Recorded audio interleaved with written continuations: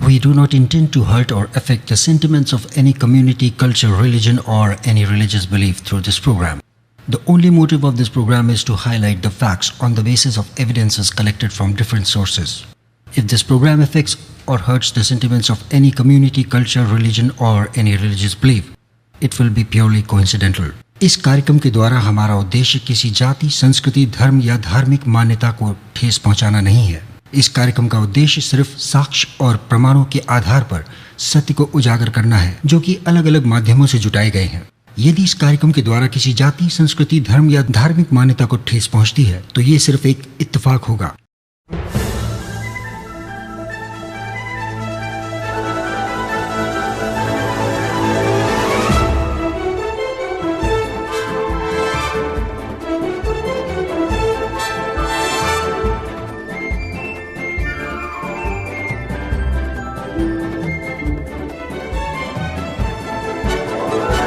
दुनिया भर की ये बातें हमसे तुम जानो, जो तुम ना जान पाए उसको पहचानो, फिर भी यकीन ना आए तो वह दीवानो, मर्जी तुम्हारी है अब मानो ना मानो, मानो या ना मानो, मानो या ना मानो, मानो या ना मानो। तो दोस्तों, मानो या न मानो के आज के एपिसोड में एक बार फिर आप सभी का स्वागत करता हूं मैं, आपका दोस्त और होस्ट आरजे कुमार। उम्मीद करता हूं कि हमारे पिछले एपिसोड आपको जरूर पसंद आए होंगे और एक बार फिर आपकी सेवा और खिदमत में हाजिर हूं मैं, लेकर के कुछ नई जानकारियां, कुछ नई कहानी। जब से इस संसार का निर्माण हुआ है तब से इस धरती पर जीवन से ताल्लुक रखते हुए कुछ नियम भी बने हैं, जिनमें से सबसे अमिट नियम है जीवन और मृत्यु। जो पैदा हुआ है उसका एक न एक दिन मरना यानी कि मृत्यु को प्राप्त होना निश्चित है, और शायद इसीलिए धरती को मृत्यु लोक के नाम से भी जाना जाता है। भले ही हम इंसान इस मृत्यु लोक पर बनाए गए नियमों का पालन शायद पूरी तरीके से ना कर पाते हों, पर वो यानी कि ईश्वर अपने बनाए हुए नियमों को कभी नहीं तोड़ता और स्वयं भी उसका पालन पूरी तरीके से करता है। हर युग में ईश्वर ने धरती पर अवतार लिए हैं, वो भी जन्म ले करके, और यदि जन्म लिया है तो मृत्यु भी निश्चित है। अब भले ही वो आपके और मेरे जैसे नॉर्मल इंसान हो या फिर भगवान ही क्यों ना हो। द्वापर युग में भगवान विष्णु ने कृष्ण के रूप में धरती पर जन्म लिया और जिस उद्देश्य के लिए उन्होंने जन्म लिया था, उद्देश्य के पूरे होने के बाद वो मृत्यु को भी प्राप्त हुए। पर भगवान कृष्ण की मृत्यु के बारे में बहुत कम लोग ही जानते हैं। पर जैसे पैदा होने के लिए एक कारण चाहिए होता है, ठीक उसी प्रकार मृत्यु के लिए भी एक कारण जरूर होता है।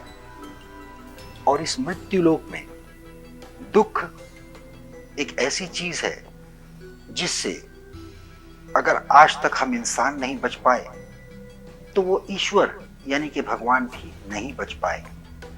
भगवान श्री कृष्ण के जीवन और उनसे जुड़ी हुई लीलाओं के बारे में तो लगभग हम सभी ने सुना हुआ है, पर आज हम बातचीत करेंगे भगवान कृष्ण की मृत्यु के बारे में, और साथ साथ भगवान कृष्ण से जुड़े हुए कई ऐसे रहस्य आज हम मानो या न मानो के इस एपिसोड में उजागर करेंगे, जिनसे शायद आपका सामना पहले कभी नहीं हुआ। भगवान विष्णु के 8वें अवतार, जिन्होंने धरती पर एक बार फिर से धर्म की स्थापना के लिए और अधर्म का नाश करने के लिए कृष्ण के रूप में जन्म लिया।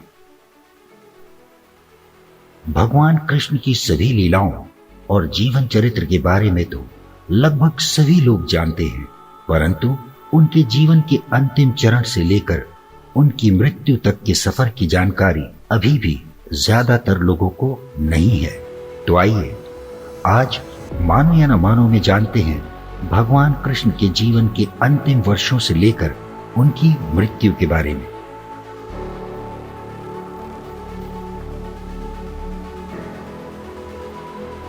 भगवान कृष्ण की 16,108 पत्नियां थीं, जिसमें से 8 पत्नियों के साथ उनका विधिवत विवाह हुआ था और उनकी इन 8 पत्नियों से हर एक पत्नी के साथ भगवान कृष्ण के 10-10 पुत्र थे। यानी कि भगवान कृष्ण के कुल 80 पुत्र थे जो यदुवंश को आगे बढ़ा रहे थे। परंतु महाभारत का युद्ध जब समाप्त हुआ तो कौरवों की माता गांधारी को जब ये ज्ञात हुआ कि कृष्ण स्वयं भगवान विष्णु के अवतार हैं, तो उन्होंने कृष्ण से पूछा कि तुम चाहते तो ये युद्ध नहीं होता और भाई के हाथों भाई की मृत्यु भी नहीं होती, क्योंकि तुम स्वयं भगवान हो। जिस पर भगवान कृष्ण ने उत्तर दिया, हाँ, इस युद्ध को मैं रोक सकता था, परंतु इस युद्ध का होना धर्म की रक्षा हेतु अनिवार्य था। जिस पर गांधारी ने भगवान कृष्ण को श्राप दिया कि जैसे मेरी आंखों के सामने मैंने अपने 100 पुत्रों को मरते हुए देखा है, हे कृष्ण, तुम्हारा कुल भी ठीक वैसे ही नष्ट हो जाएगा और तुम्हारे पुत्र एक दूसरे को मारकर तुम्हारे वंश को समाप्त कर देंगे। महाभारत युद्ध के 36 सालों के बाद भगवान कृष्ण के सभी पुत्रों को अपनी अपनी शक्ति का घमंड हो गया और उन्होंने आपस में ही लड़कर एक दूसरे को मार दिया और इस तरह भगवान कृष्ण के समस्त यदुवंश का नाश हो गया। और यही वो कारण था जिसके बाद भगवान कृष्ण की सारी लीलाओं के साथ साथ उनके धरती पर इस अवतार को समाप्त करने का भी समय आ गया था। अपने पुत्रों की मृत्यु के बाद भगवान कृष्ण जंगल में एक वृक्ष के नीचे अपने चरण पर चरण रखकर बैठ गए। शास्त्रों के अनुसार भगवान कृष्ण के प्राण उनके पैर के तलवे में थे और जंगल में थोड़ी ही देर बैठने के बाद उनके पैर के तलवे में एक शिकारी का तीर आकर लगता है। अब भगवान कृष्ण अपनी अंतिम सांसें गिन रहे थे, तभी उस जरा नाम के शिकारी ने देखा कि उसका तीर भगवान कृष्ण के पैरों में लग गया है, तो वो उनसे क्षमा मांगकर रोने लगा। परंतु उस पर भगवान कृष्ण ने जवाब दिया कि ये तो होना ही था और मेरी मृत्यु तुम्हारे ही हाथों होगी, ये भी पहले से निश्चित हो चुका था, क्योंकि तुम पूर्व जन्म में बाली थे और मैंने अपने राम रूप में तुम पर छुपकर तीर चलाया था, जिससे तुम्हारी मृत्यु हो गई थी।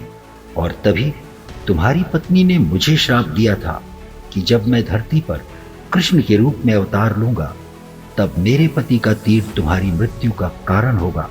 और ऐसा कहकर धीरे धीरे भगवान कृष्ण ने अपने प्राण त्याग दिए और इस मृत्युलोक में अपनी देह का त्याग करके जीवन और मृत्यु के नियम का पालन करते हुए अपनी वैकुंठ यात्रा पर चल पड़े।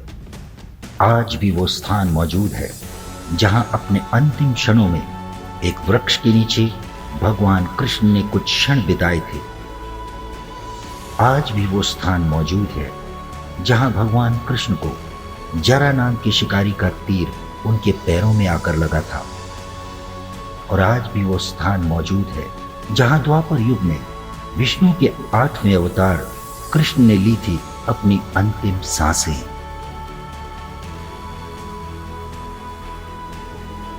और आज उस स्थान को भालका तीर्थ के नाम से जाना जाता है, जहां रोज हजारों श्रद्धालु भगवान कृष्ण की मृत्यु के स्थान के दर्शन करने आते हैं। मान्यताओं के अनुसार भगवान कृष्ण का जन्म 3112 ईसा पूर्व यानी कि 3112 बीसी में हुआ था।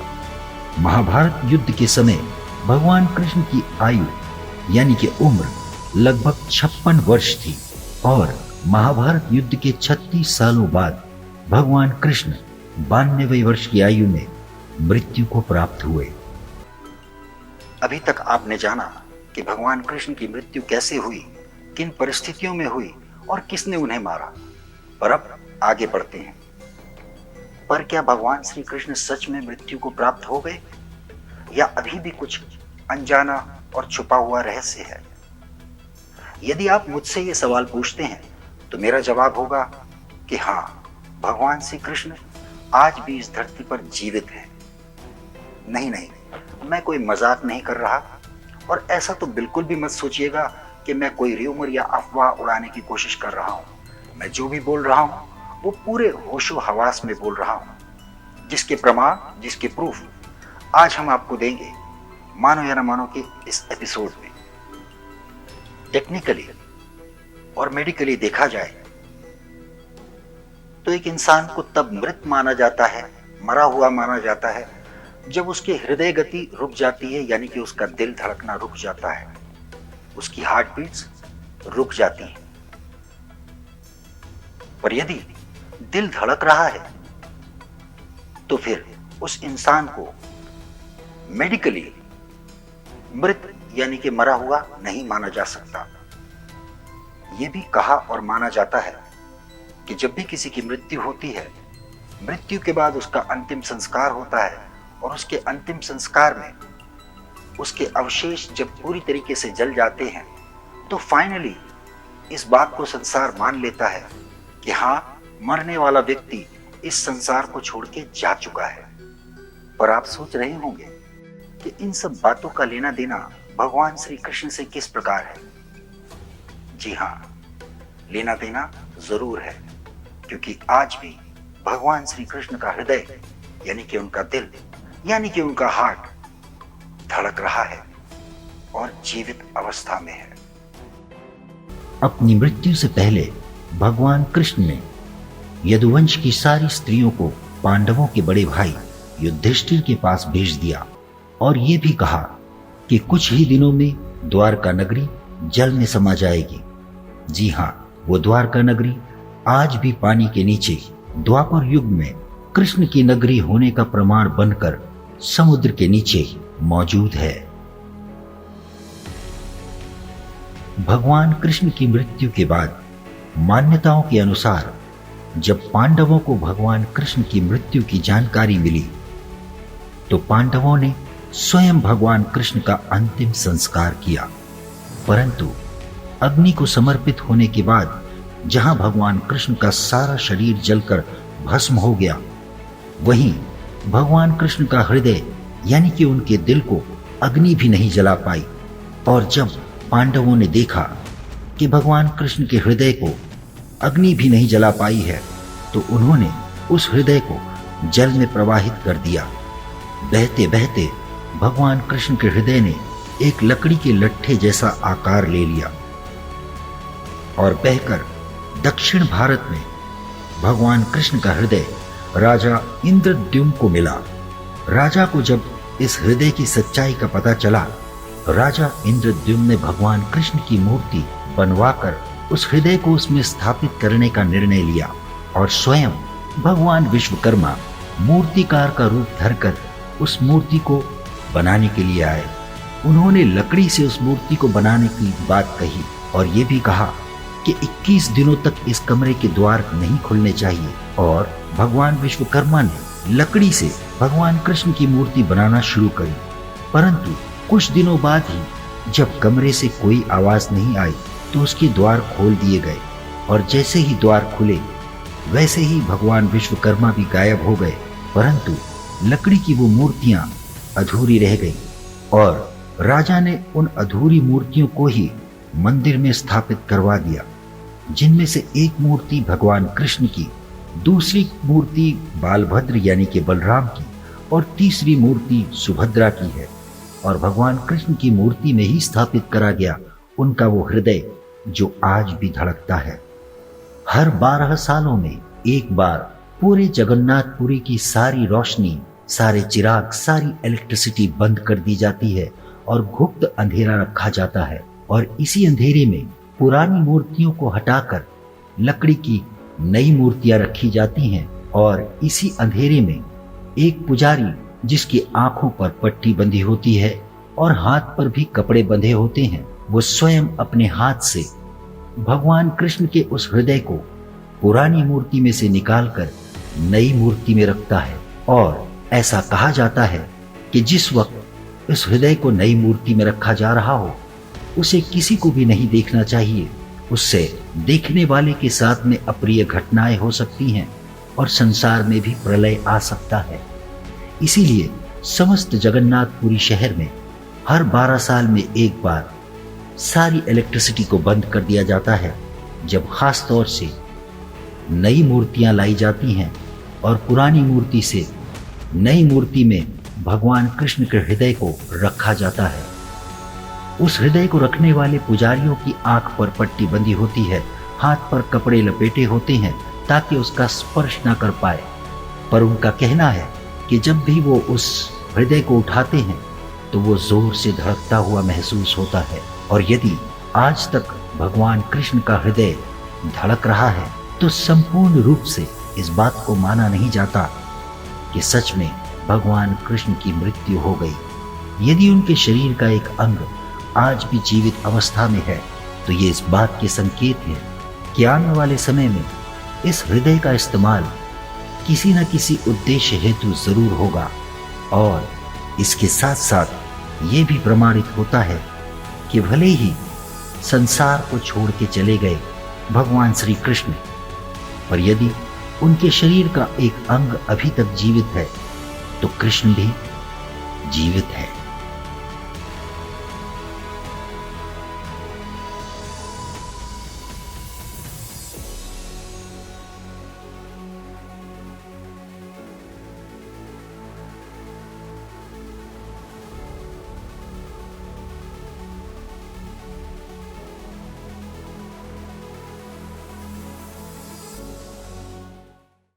ईश्वर को दिव्य, परालौकिक और अद्भुत शक्तियों का मालिक माना जाता है और जहां कहीं भी ईश्वर वास करते हैं उस जगह के आसपास का संपूर्ण वातावरण भी अलौकिक और अद्भुत हो जाता है।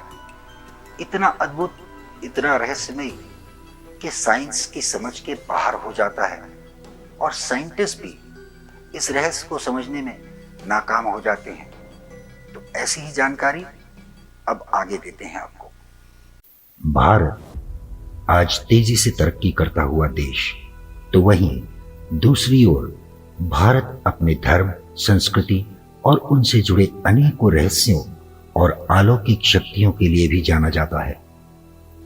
इसी देश से सारे संसार में हिंदू धर्म की नींव पड़ी है और इसी देश में धर्म की रक्षा हेतु ईश्वर ने कई बार अवतार लिए हैं। भारत के प्राचीन मंदिर उसके ईश्वर में अटूट श्रद्धा का प्रतीक माने जाते हैं। ये वो स्थान है जहां रोज करोड़ों भक्त अपनी अटूट श्रद्धा रख करके ईश्वर के दर्शन करने आते हैं। जहां एक तरफ ईश्वर को संसार का पालन करता और चमत्कारिक शक्तियों का स्वामी माना जाता है, तो वहीं उसके लिए बने देवस्थल रूपी मंदिर भी अपने स्थानों और चमत्कारों के लिए प्रसिद्ध है। उड़ीसा के शहर पुरी में बना भगवान कृष्ण का जगन्नाथ मंदिर, जहां रोज लाखों भक्त भगवान कृष्ण, बालभद्र और देवी सुभद्रा के दर्शन करने आते हैं। इस मंदिर में न केवल इसकी मूर्तियां बल्कि ये कई वर्ग फुट में फैला हुआ मंदिर भारत के अनेकों रहस्यमयी मंदिरों में एक उच्च स्थान रखता है, जहां एक बार नहीं बल्कि रोज ऐसे चमत्कार होते हैं जिन पर वैज्ञानिकों द्वारा हजारों बार परीक्षण और रिसर्च करने के बाद भी आज तक इन रहस्यों का पता नहीं चल पाया। हजारों सालों से कई मंदिर अपने अंदर कई राज छुपाए बैठे हैं, जिनमें से एक है उड़ीसा के शहर पुरी में बसा हुआ जगन्नाथ मंदिर। तो चलिए, मानो या ना मानो में आज आपको बताते हैं जगन्नाथ मंदिर के वो रहस्य जिनको जानने के बाद हर इंसान सोच में पड़ जाता है। आज हम एक एक करके आपको जगन्नाथ मंदिर के चमत्कारी रहस्यों की जानकारी देने वाले हैं।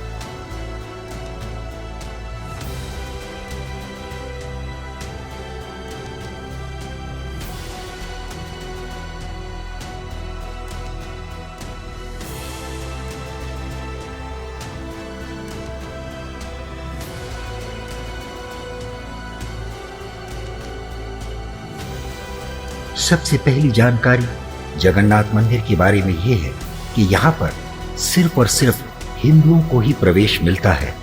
यहाँ तक कि भारत की पहली महिला प्रधानमंत्री इंदिरा गांधी को भी अपने पूरे जीवन काल में जगन्नाथ मंदिर के अंदर प्रवेश करने की अनुमति, परमिशन या तुस्तनी नहीं मिल पाई।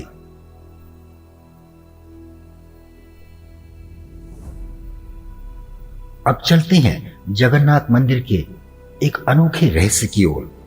जगन्नाथ मंदिर समुद्र तट के पास बना है और इसी कारण से मंदिर के चारों ओर समुद्र की लहरों का शोर रात दिन सुनाई देता है।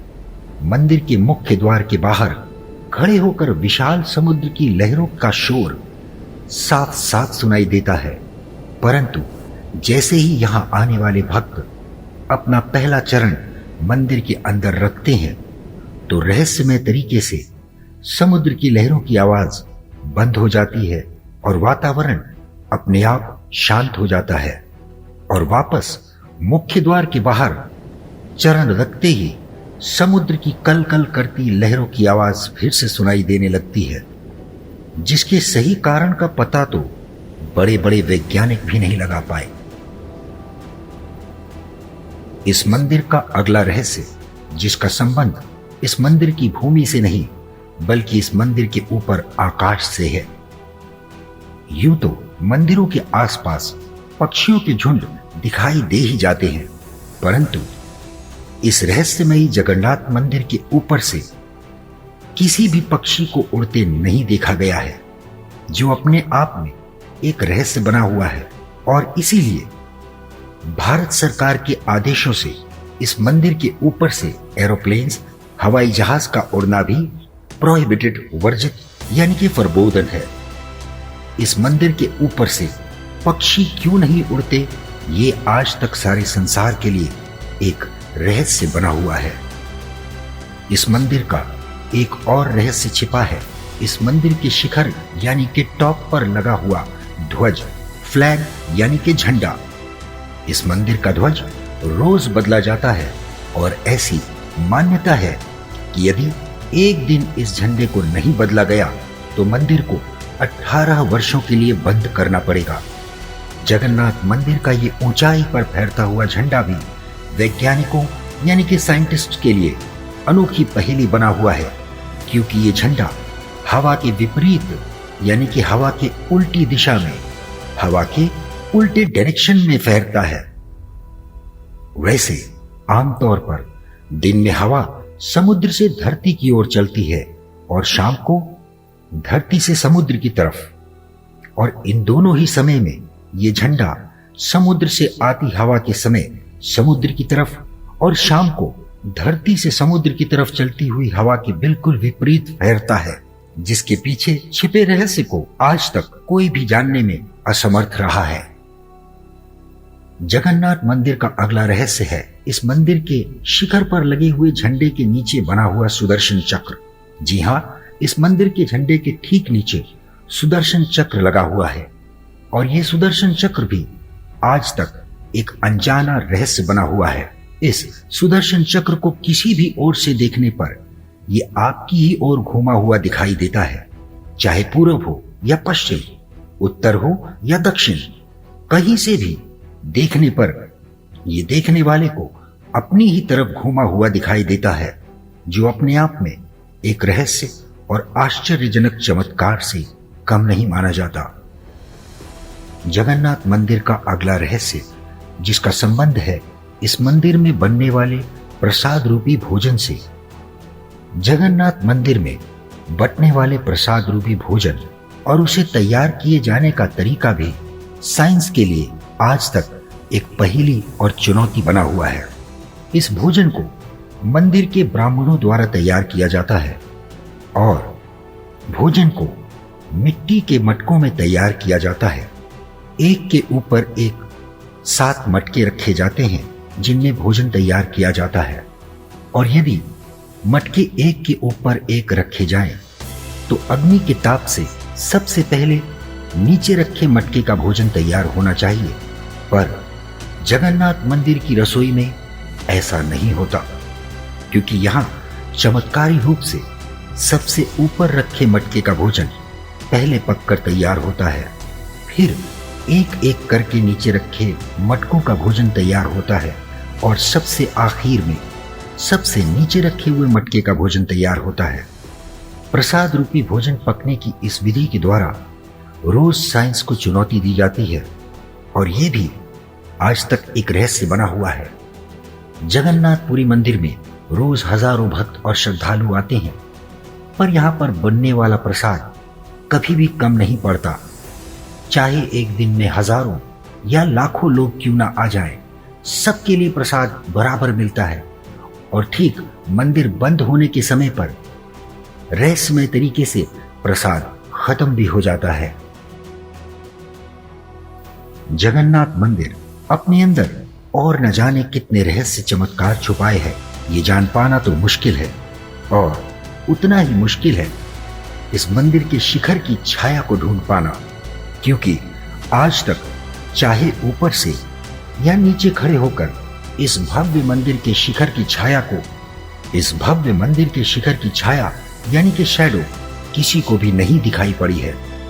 तो दोस्तों, ये वो रहस्यमय चमत्कार थे जिनका हम इंसानों को पता चल पाया है, पर यकीनन जगन्नाथ मंदिर के इस पावन धाम में और भी न जाने कितने रहस्य छुपे होंगे जिनका पता हम इंसानों को शायद ना अब तक लग पाया है और ना ही आगे पता लग पाएगा।